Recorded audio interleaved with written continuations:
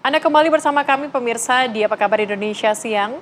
Pemirsa, kasus dugaan malpraktik yang menimpa ini seorang karyawati pasca operasi jari di Karawang, Jawa Barat ini makin viral. Usai video korban yang meninggal dunia usai operasi jari tersebut viral, keluarga korban diintimidasi orang tak dikenal yang menginginkan agar kasus ini tidak dilanjutkan di ranah pidana.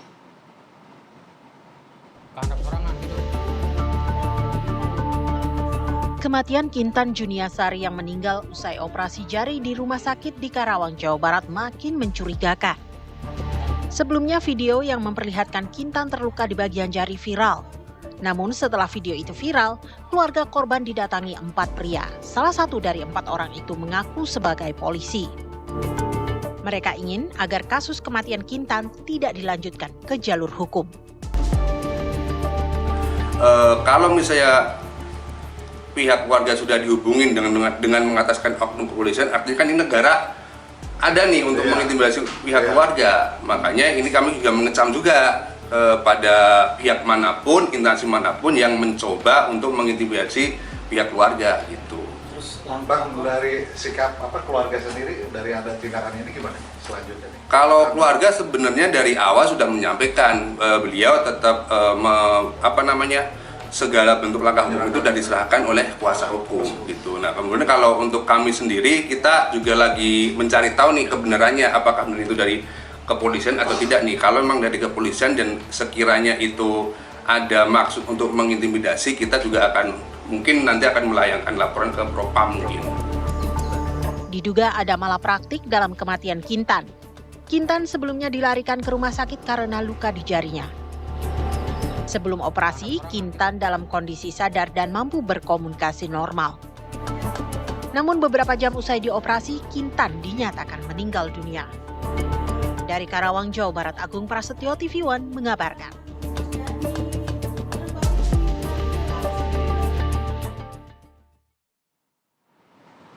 Ya pemirsa, Kintan Juniasari yang meninggal usai operasi jari di Rumah Sakit Karawang, Jawa Barat ini masih meninggalkan banyak tanya.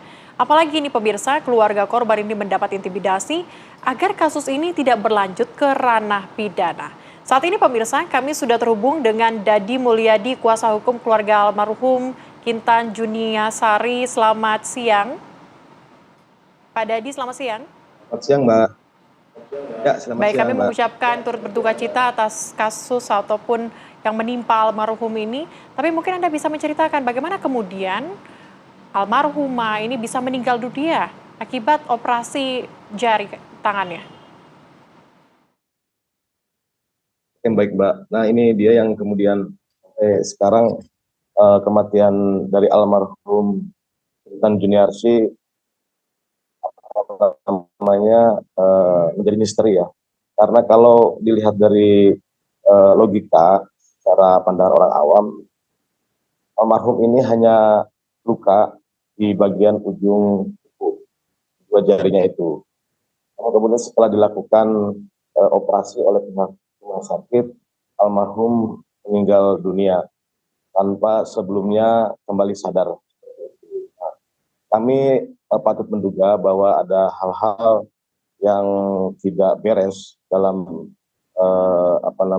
dalam persoalan tindakan yang dilakukan oleh petugas dari rumah sakit itu sendiri. Baik, sejauh ini seperti apa usaha dari keluarga untuk mendapatkan keterangan lengkap penyebab meninggalnya Kintan ini, Pak? Ya, langkah keluarga yang diserahkan ke kuasa hukum sejak 3 hari yang lalu sampai sekarang masih terus melakukan investigasi, termasuk melakukan konfirmasi terhadap pihak terkait. Seperti rumah sakit juga kita telah melayangkan surat untuk melakukan klarifikasi. Hari tadi kita sampaikan belum ada konfirmasi, terus juga kita menggali informasi dari keluarga korban yang memang saat kejadian itu menyaksikan.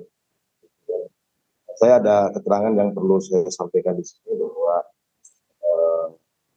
setelah Kintan masuk ke rumah sakit Medika, saat itu ada perawat yang kemudian melakukan tindakan korban, Lalu pihak keluarga ini disodorkan satu form ya, atau satu berkas. Ada salah satu keluarga menanyakan tentang kenapa Kintan harus dioperasi, dan mengenai tentang tindakan operasi yang menggunakan anestesi lokal maupun total itu tidak pernah dijelaskan sebelumnya oleh dokter yang mengoperasi pada saat itu. Kami masih kesulitan untuk mengakses informasi kepada petugas kedokteran, petugas kesehatan yang saat itu melakukan penanganan terhadap pasien Kintan Juniasari. Baik. Kabarnya juga mendapatkan intimidasi. Intimidasi seperti apa kemudian didapatkan oleh pihak keluarga terkait kasus ini? Oke, Mbak. Saya prihatin ya atas adanya intimidasi yang menimpa keluarga. Itu terjadi kemarin hari Minggu, hari Minggu. Pas ketika live di Kabar Indonesia Pagi, itu keluarga pulang ke rumah. Tidak lama kemudian keluarga menelpon saya karena ada 4 orang dengan menggunakan baju preman yang mengaku sebagai petugas kepolisian di daerah Kabupaten Karawang. Mereka membujuk korban untuk menandatangani satu bentuk surat pernyataan di mana redaksinya sudah mereka siapkan terlebih dahulu. Nah, warga memang ada kecurigaan bahwa ini adalah bentuk pembungkaman terhadap keluarga atau kelemahan dari upaya keluarga untuk mencari keadilan terhadap almarhum. Nah, saat itu pun keluarga langsung menghubungi saya. Kebetulan saya berkesempatan melakukan dialog saat itu kepada seseorang yang katanya kanit. Katanya dia menyebutkan dia kanit. Dan dia menyampaikan bahwa dia tugas sebagai polisi dan minta keluarga untuk segera membuat surat pernyataan, karena surat pernyataan itu katanya berkaitan dengan persoalan santunan atau hak-haknya korban sebagai karyawan di suatu perusahaan tempat dia bekerja. Nah, saya sampaikan bahwa untuk santunan atau hak-haknya korban sebagai pekerja atau sebagai karyawan di tempatnya bekerja, saya kira tidak perlu ada surat itu. Karena itu dengan otomatis berdasarkan peraturan perundang-undangan, peraturan kerja bersama, itu kan secara otomatis. Pak Dadi, sejauh ini seperti apa komunikasi dengan pihak rumah sakit, Pak? Apa, Mbak? Baik, Pak, sejauh ini seperti apa untuk pihak dari rumah sakit dengan juga keluarga untuk komunikasinya sendiri? Sudah ada komunikasikan dengan pihak rumah sakit, Pak? Ya, pihak rumah sakit ada sekitar 3 hari yang lalu berkunjung ke rumah korban. Ya, kita juga mendapatkan kabar saat itu. Ya, masih normatif saja gitu, seperti orang yang berkunjung pada keluarga yang berbelasungkawa. Dan itu dilakukan setelah informasi ini viral, gitu kan. Kalau tidak salah setelah 10 hari almarhum dimakamkan. Oke. Semoga nantinya kasus ini bisa terbuka terang begitu ya Pak Dadi. Terima kasih sudah bergabung bersama dengan kami di Apa Kabar Indonesia Siang, Pak. Sehat selalu.